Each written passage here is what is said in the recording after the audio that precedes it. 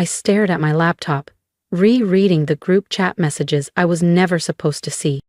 Someone, most likely Jonah's assistant, who'd always had a quiet conscience, had forwarded the screenshots to my anonymous inbox. Jonah, meeting at 10 a.m. tomorrow to finalize the TechSpire acquisition. Order M2A. Marla, should we include Emily? Marla. She's not really family. Jonah. Exactly. She'll just overcomplicate it again. Remember that nonsense she pitched about equity sharing? Marla, she seriously thinks this is a co-op or something. It's embarrassing. I lowered the screen, my jaw tightening in silence. The irony was almost laughable. Because I was reading their texts from my private office on the 52nd floor of Everland Labs Tower in downtown Seattle. As its founder, lead engineer, and majority stakeholder. For nearly 5 years, I'd operated under the radar, building one of the Pacific Northwest's most disruptive biotech automation firms. Journalists called me a silent storm. VCs called me visionary. My stepfamily? They still called me naive. They had no idea. It all started when I was 17. My mother married Patrick Whitman, a wealthy biomedical consultant with 2 kids from his first marriage, Jonah and Marla. They were sleek, connected, already halfway through Ivy League pipelines. I was the tag-along, the afterthought.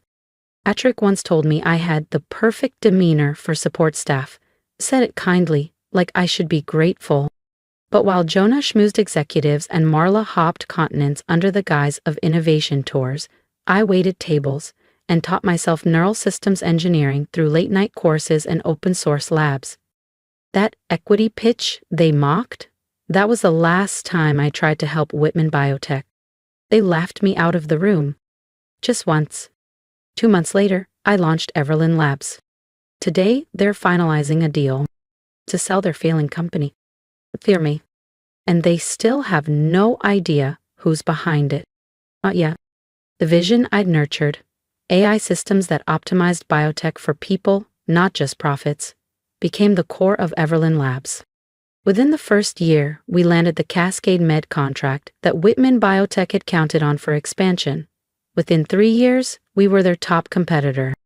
And now, after a series of quiet buyouts and cleverly masked investor takeovers, I was about to do what once seemed impossible: acquire Whitman Biotech outright. Their empire was collapsing. Years of nepotistic leadership, reckless spending, and tone-deaf public campaigns had shredded their value.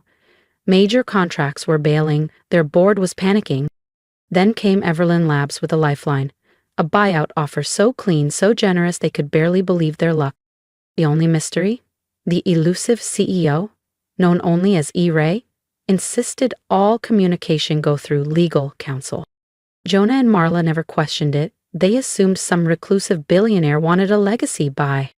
They had no idea. My screen blinked. Meeting, remember, Whitman Biotech Emergency Board vote, 3:00 p.m. I had requested that time weeks ago, right when I saw Jonah and Marla block it off for their secret pitch to Everland's Ghost CEO. They thought they were about to dazzle a new investor. They were about to meet their new employer. I reached into my desk drawer and pulled out a faded photo. Me at 17, standing beside my mom on a rainy afternoon at Green Lake. She passed a year later. Patrick married within 6 months, and Angela erased my mother's name from the firm's history the same week. "You're not a child anymore," she said coldly. "You'll have to build your own future." So I did. And now I was buying the company she stole. I tapped my earpiece. "Nadia, are we ready?" "Yes, Miss Kim," she replied smoothly. "Legal is standing by, the board just needs to sign." And Jonah and Marla still think E-Ray is some retired MIT robotics guru. I smirked. They'd been enchanted by the fake Wired profile we planted last fall. An aging recluse with a mysterious past and deep funding ties. Their exact image of tech royalty. "Perfect," I said. "Make sure the boardroom feed is recording. I want everything on file." Then I stepped into the private restroom. The woman in the mirror barely resembled the teenager they used to mock. Chin lifted, tailored navy blazer, smooth hair, clear eyes, quiet power. Let's show them who I really am. The last touch, thin, understated glasses. I didn't need them, but they added just enough distance to mask familiarity. To anyone who hadn't seen me since I was 17, I'd look like a composed, sharp executive. Mrs. Kim? Nadia's voice returned via the intercom. The Whitmans are here. Boardroom 2C. And the camera? Live feed's running, would you like the link? I opened the stream on my laptop. Jonah and Marla Whitman. Still arrogant, still dressed like Texaclub influencers who just stepped off a private jet. Jonah was whispering something, showing Marla his phone. She rolled her eyes, then laughed, shrill and rehearsed. Can you believe Emily applied here? He said. As a systems analyst. Like Everlyn would even read that. Marla scoffed. Seattle Community College? Sad. I heard she's working for some garage startup in Redmond. Tragic. Didn't react? I wanted to hear that. Because that resume, it was mine. A controlled leak. A manipulated LinkedIn trail, all bait. They thought I wanted a seat at their table. They didn't realize I owned the building. 2:25 p.m. Almost showtime. Before I opened that boardroom door, I took one last breath, because what happened next changed everything. Don't miss what comes next. Subscribe to the channel so you're the first to witness the reveal. Nadia, I said into the mic, please let the Whitmans know the meeting will begin a few minutes early, and when you announce me, refer to me as Miss Ray. I rose, smoothing the lapels of my jet black blazer and collecting the final acquisition documents. 17 years of being dismissed, of being called irrelevant, dramatic, or just the daughter of the first wife. Years of watching them squander opportunities they didn't earn. It all led to this room, this exact moment. I thought of my mom, how her eyes lit up when I built my first neural interface model at 14, how she whispered that real legacy wasn't passed down. It was built, brick by brick, by those who were never invited. Ready when you are, Miss Ray, Nadia's voice returned, steady and loyal. One last glance in the mirror, glasses adjusted, shoulders squared. Then I walked toward boardroom 2C. Each tap of my heels echoed like justice across the polished stone. Through the glass, I saw Jonah and Marla, still relaxed, still smug, still certain the world owed them a crown. Nadia waited at the door, calm, collected. My first hire at Everlyn Labs. One of the only people who knew everything. Shall I announce you? She asked. I nodded. Let's begin. If you're ready to witness the moment truth shatters legacy, make sure to subscribe. You won't want to miss what comes next. I inhaled once, steadying my breath, as years of exclusion hardened into power. Nadia opened the door, her voice crisp and clear. Mr. and Miss Whitman, allow me to introduce E. Ray, CEO of Everlyn Labs. I stepped into boardroom 2C. Jonah and Marla turned, expecting someone else. Their faces shifted, polite, then puzzled, then pale. Hello, Jonah. Marla? I smiled, channeling Angela's signature ice. Shall we talk about the future of Whitman Biotech? The silence was exquisite. I counted 12 seconds before Jonah's mouth dropped open in disbelief. Emily, Marla gasped. Is this a joke? I calmly placed my folders at the head of the table, the chair that once belonged to their father, Patrick. No joke, I said, smiling ever so slightly, although your earlier commentary on my resume was genuinely amusing.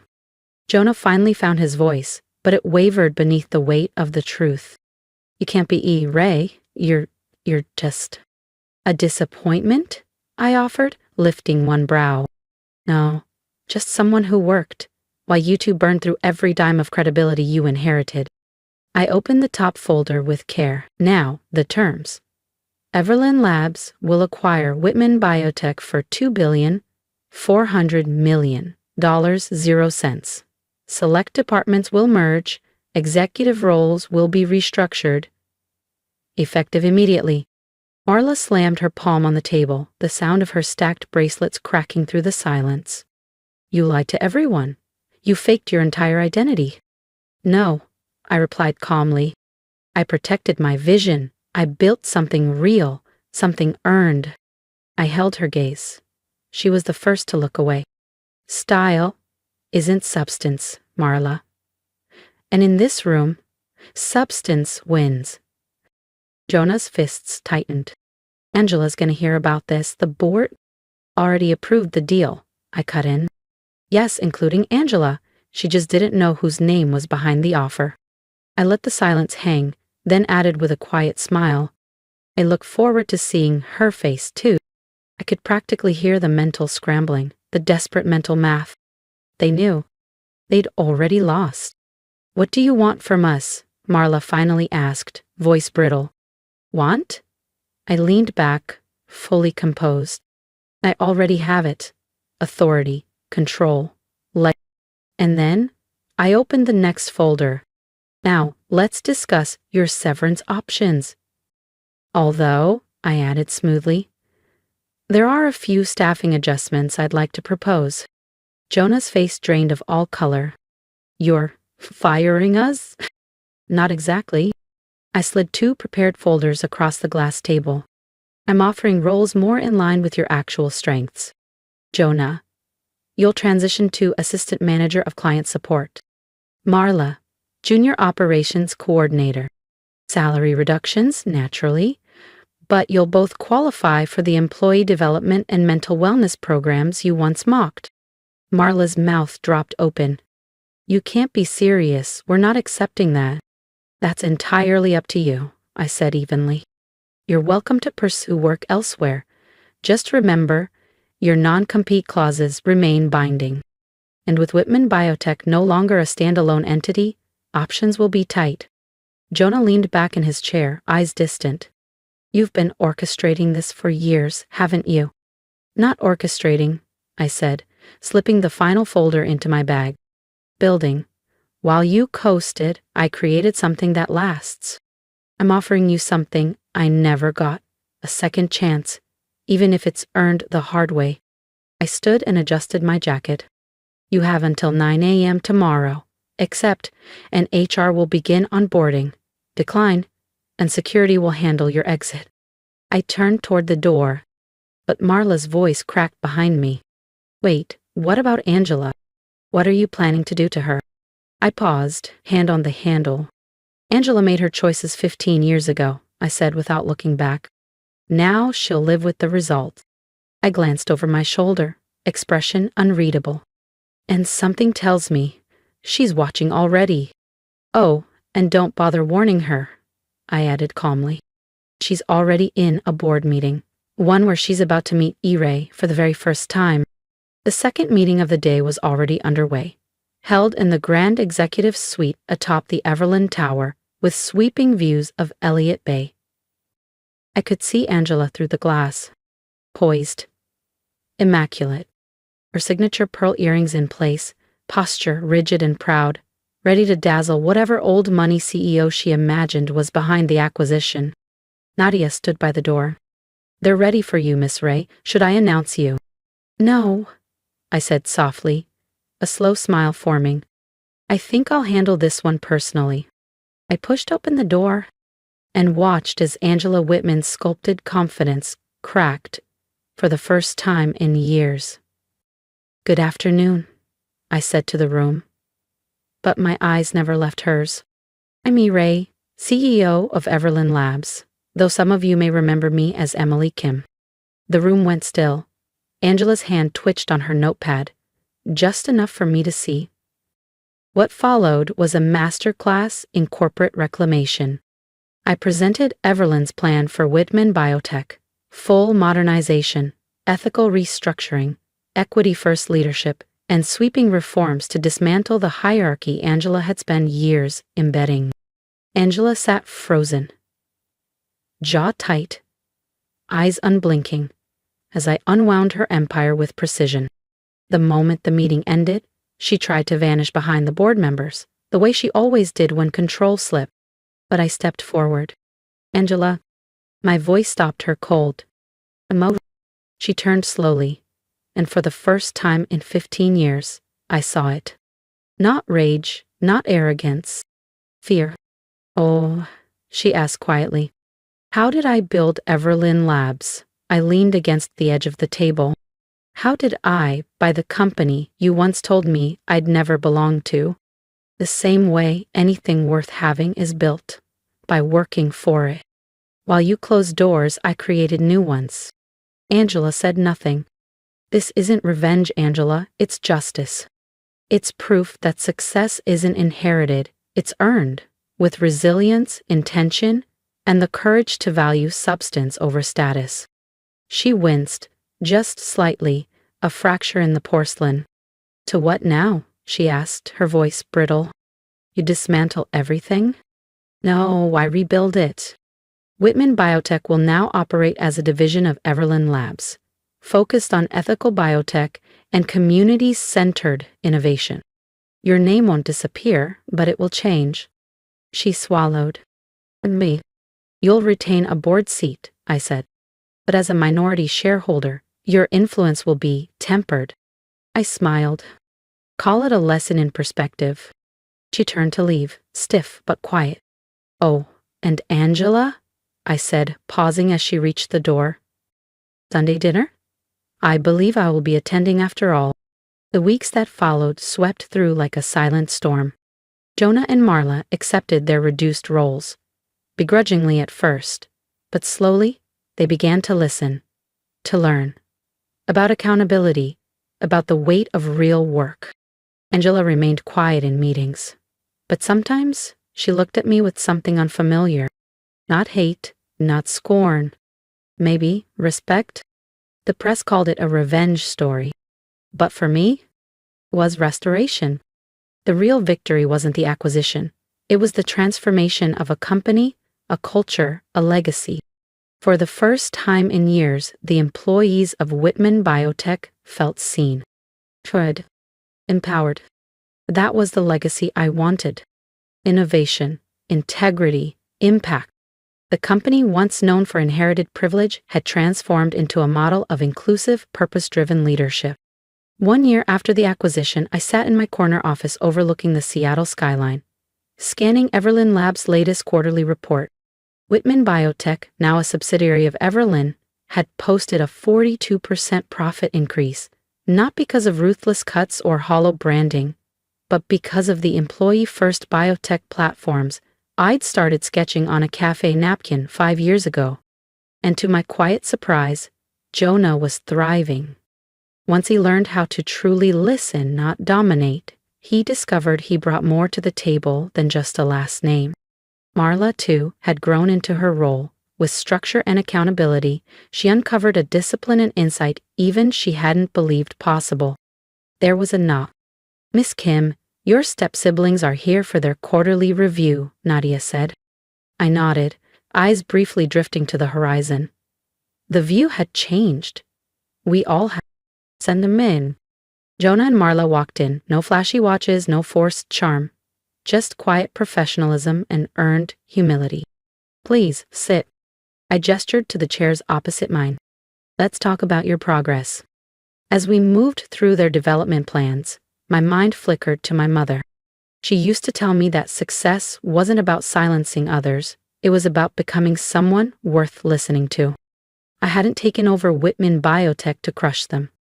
I did it to reveal a deeper truth. That merit, not bloodline, defines legacy. And maybe, by rebuilding what they nearly destroyed, we all became something better. Not out of vengeance, but purpose. And in that, I found something greater than triumph. Peace. If this story resonated with you, share your thoughts in the comments.